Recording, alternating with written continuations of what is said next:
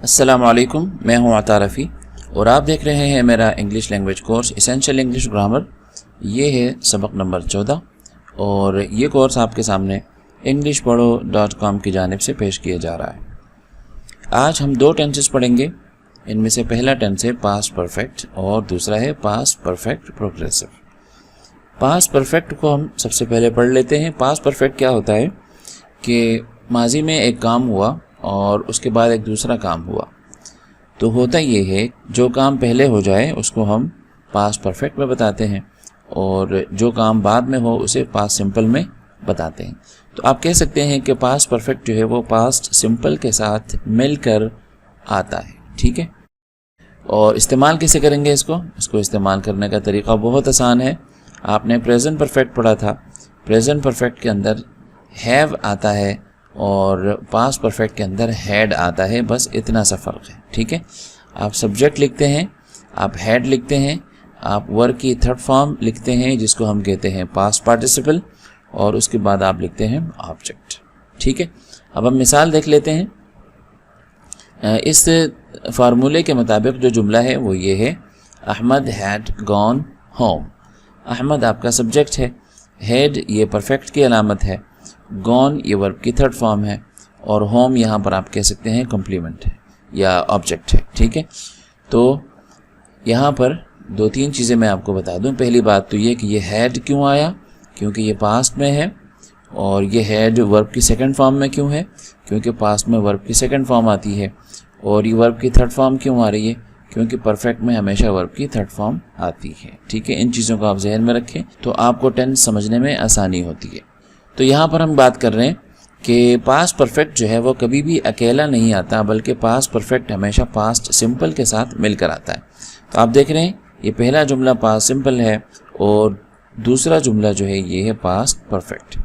तो ये कह रहे हैं कि when I arrived at the party, जब मैं पार्टी में पहुंचा, अहमद हैड गॉन, तो अहमद जा चुका था। यहाँ दो काम हुए हैं। पहला काम हुआ है अहमद का घर जाना और दूसरा काम हुआ है मेरा पार्टी में पहुंचना।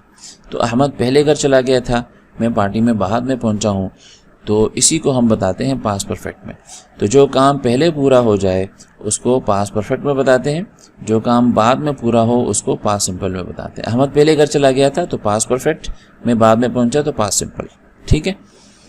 तो हम कहते हैं when I arrived at the party Ahmad had gone home, और इसी को आप मनफी जुमला बनाएं तो ये होगा Ahmad had not gone home, और इसी को आप कहते हैं अहमद हैडंट गॉन होम।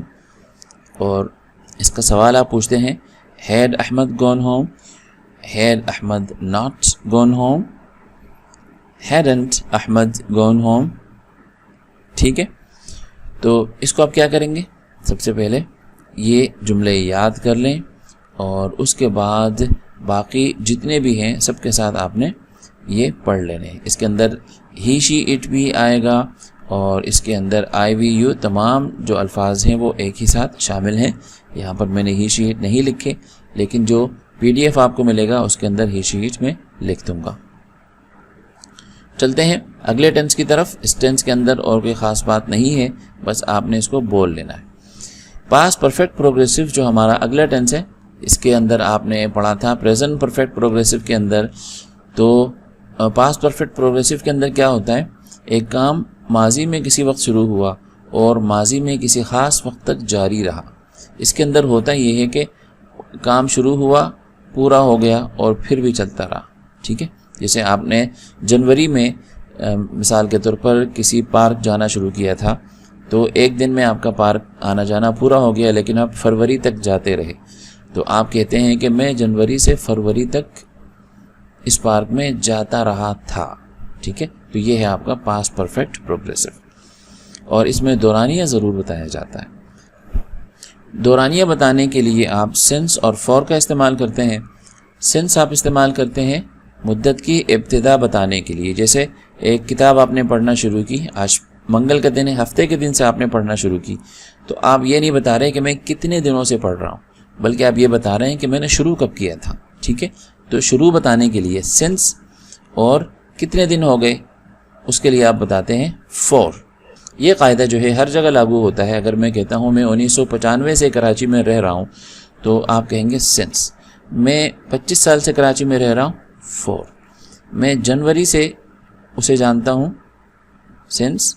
मैं 5 महीनों से उसे जानता हूँ, फॉर। ठीक है, चलें। तो यहाँ पर आप इसके लिए जो गर्दान है वो पढ़ेंगे। I had been watching you since morning. I had not been watching you since morning. I hadn't been watching you. Had I been watching you? Had I not been watching you? और इसी को आप कहते हैं hadn't I been watching you? और why had I not been watching you?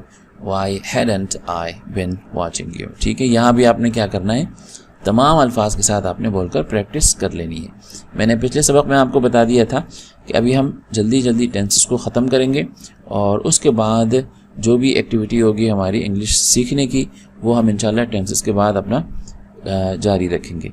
तो अभी ये जो एक्सरसाइज है ये आप कर लें। इसके अंदर सिर्फ बोलने का काम आपको दिया गया है और इसके अलावा मैं आपको फ़ाइल दे रहा हूँ जिसके अंदर अभी तक के तमाम टेंसेस मौजूद हैं। आपने क्या करना है, आप इन टेंसेस को दोहरा लें। ये प्रेजेंट के 4 टेंसेस हैं और ये पास्ट के 4 टेंसेस हैं। मैंने आपसे कहा था कि टेंसेस जो है वो ऐसी चीज़ है कि हर जगह आपको काम आते हैं, तो आप इसको दोहराते रहें। अभी तक हमने 8 टेंसेस पढ़ लिए हैं और अगली क्लास में इंशाल्लाह हम फ्यूचर के 4 टेंसेस पढ़ लेंगे। ठीक है, तो यहाँ तक हमारा सबक पूरा हुआ। मैं हूँ अता रफ़ी। अगली क्लास तक के लिए मुझे इजाज़त दें। अल्लाह हाफ़िज़।